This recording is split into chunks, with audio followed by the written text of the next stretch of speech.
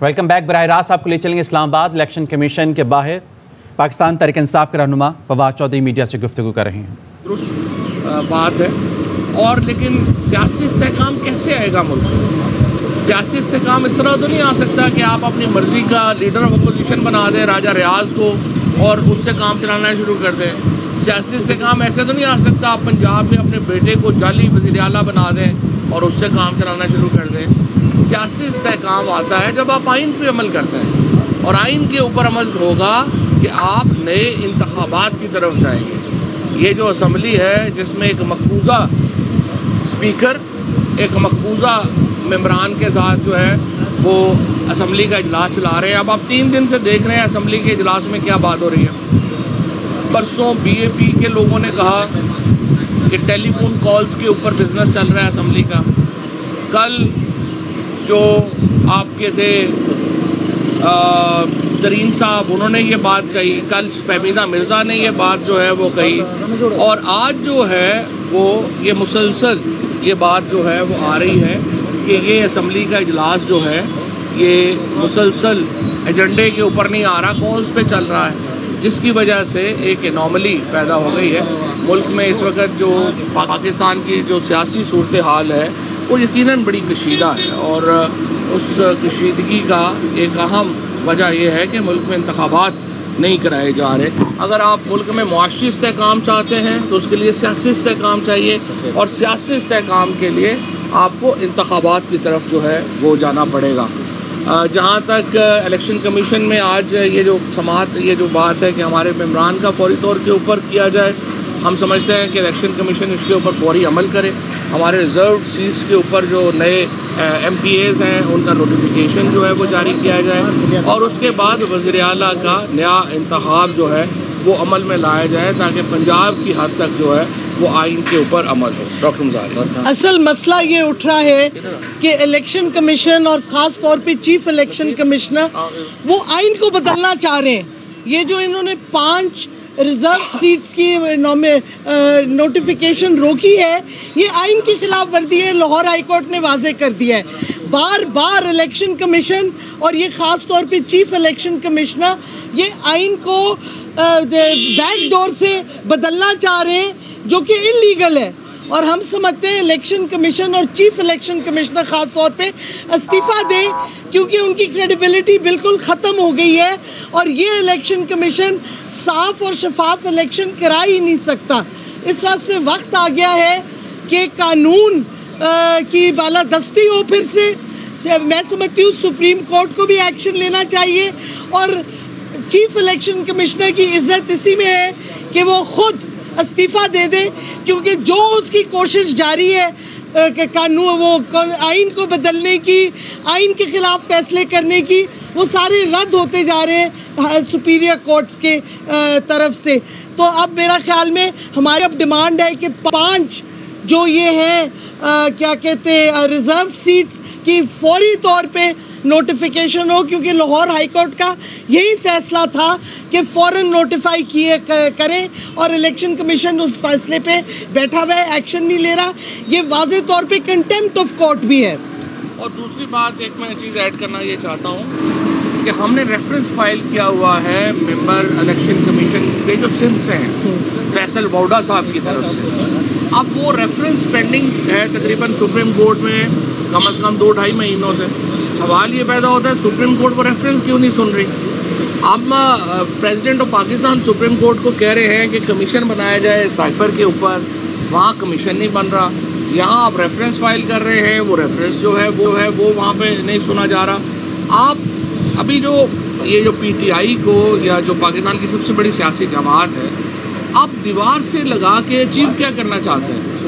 अगर आप पाकिस्तान के अंदर अमली तौर के ऊपर आइन 25 मई से मुअत्तल है, पाकिस्तान में तो अमरीत नाफज है, इस वक्त फस्तायत नाफज है, और जितने भी यहाँ पे फंक्शंस हो रहे हैं वो आइन के मुताबिक तो हो नहीं रहे हैं।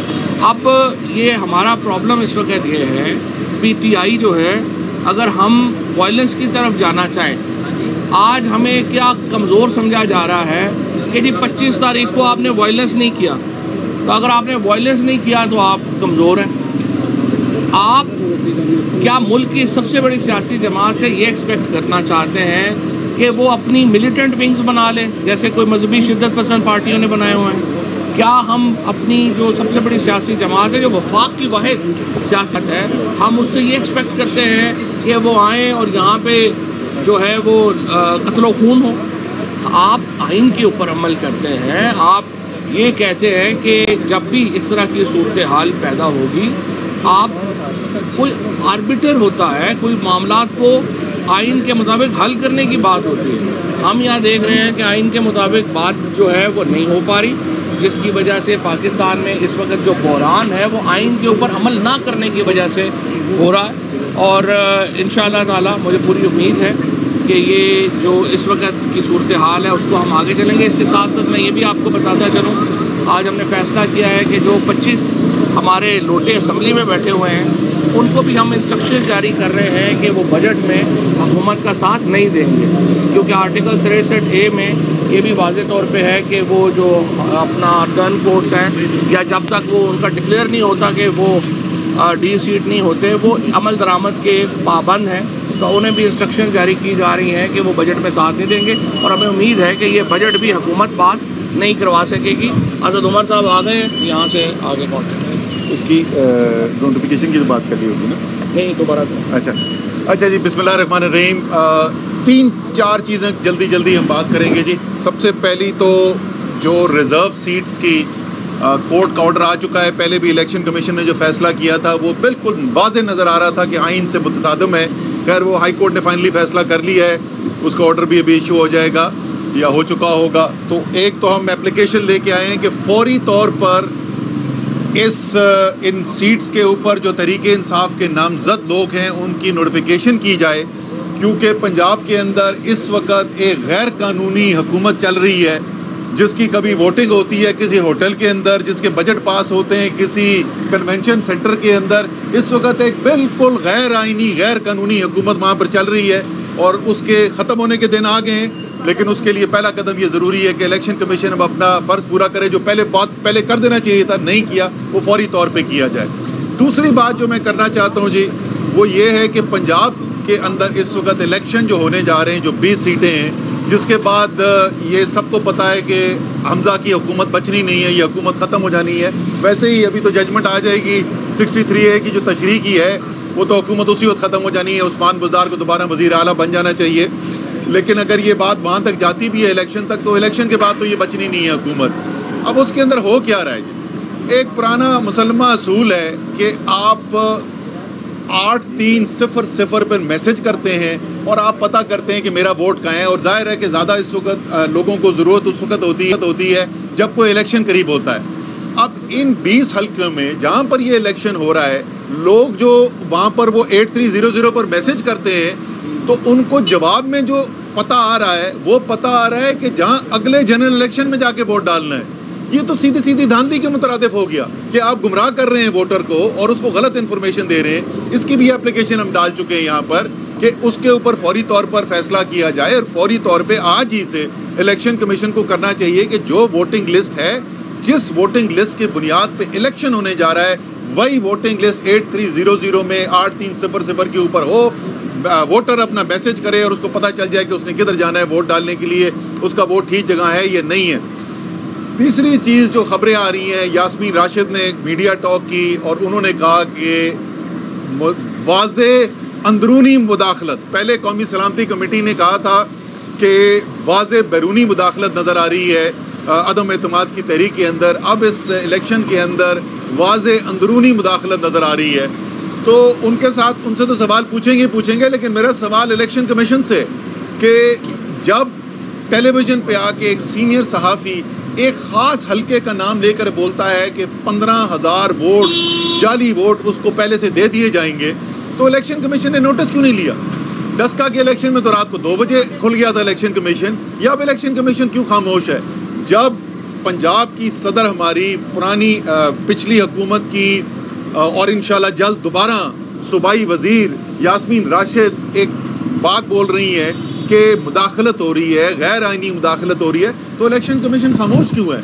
हमारा मुतालबा है कि इलेक्शन कमीशन को अपनी जिम्मेदारी पूरी करनी चाहिए और मीडिया के ऊपर जो इल्ज़ामात सामने आ रहे हैं, खुलकर सामने आ रहे हैं, उनका फौरी तौर पर लोगों को बुलाएं। जो सहाफ़ी जिसने कहा है उनको भी बुलाएं, यास्मीन राशिद को भी बुलाएं, उनसे भी पूछें कि क्या हो रहा है। ये इनकी जिम्मेदारी है कि साफ शफाफ इलेक्शन कराना है, आइन के मुताबिक कराना है। तो ये 2-3 चीज़ें जिसकी वजह से हमें नज़र ये आता है कि कोशिश ये की जा रही है इलेक्शन कमीशन की जाने से भी, दूसरे इदारों की जाने से भी, कि किसी न किसी तरीके से ये गैर आइनी हुकूमत जो है पंजाब में उसको बचा लिया जाए। ये किसी सूरत में हम इसको कबूल नहीं करेंगे और अगर हमें इलेक्शन कमीशन से जो एक्शंस नज़र आने चाहिए वो नहीं नज़र आए तो फिर बहालत मजबूरी फिर हो वही होगा। अब तो आजकल ये रूटीन बन गया है, इलेक्शन कमीशन गलत फैसले करता है या नहीं फैसला करता, फिर हम कोर्ट में जाते हैं और फिर कोर्ट को डायरेक्शन देनी पड़ती है इलेक्शन कमीशन को। इसमें नहीं, मैं बाकी कर ली बातें। एक बात और जो असद उमर साहब ने कहा है, ये भी इलेक्शन कमीशन को पता करना चाहिए कि ये अंदरूनी मुदाखलत कौन कर रहा है। आखिर एक सहाफ़ी ने अगर कहा है तो ना सिर्फ इलेक्शन कमीशन को इन्वेस्टिगेट करना चाहिए, ये भी पता करना चाहिए कौन ये अंदरूनी मुदाखलत कर रहे हैं रिगिंग के हवाले से, क्योंकि ये सरासर रिगिंग का इंतज़ाम हो रहा है। तो ये इलेक्शन कमीशन अगर काम नहीं कर सकती, जैसे मैंने पहले कहा, इस्तीफ़ा दे, और ख़ास तौर पे चीफ इलेक्शन कमिश्नर जो कि आइन को बैक डोर से चुपके से कोशिश कर रहे हैं बदलने की, और वो उसको हर दफ़ा कोर्ट से वापस फैसला आता है उसके खिलाफ। तो ये वक्त ज़रूरी है कि इलेक्शन कमीशन सही रास्ते पे चले या इस्तीफ़ा दे। इस्लामाबाद में पीटीआई रहनुमा मीडिया से गुफ्तगू कर रहे थे। अहम तरीन खबरें अब एक क्लिक की दूरी पर, आपके पसंदीदा टॉक शोज हों या अहम मुल्की या गैर मुल्की शख्सियात की न्यूज कॉन्फ्रेंसेस, हर लम्हा बाखबर रहने के लिए सब्सक्राइब करें हमारा YouTube चैनल। मौसम की सूरत हाल हो या खेल के मैदान से खबरें, अपने मोबाइल फोन से मुल्की और बैनुल अक़वामी अहम खबरों तक रसाई के लिए डाउनलोड कीजिए मोबाइल ऐप। बावसूख ज़राए से मुसद्दिका खबरों, तज्ज़ियों और तबसरों से मुस्तफ़ीद होने के लिए विजिट कीजिए पाकिस्तान की सबसे बड़ी न्यूज वेबसाइट www.arYnews.tv। इन सब के अलावा पाकिस्तान का सबसे बड़ा फेसबुक पेज हो, सबसे बड़ा न्यूज इंस्टाग्राम अकाउंट या फिर ट्विटर, ARY न्यूज पहुंचा रहा है खबरें सबसे पहले आप तक, ताकि आप रहें हर लम्हा बाखबर।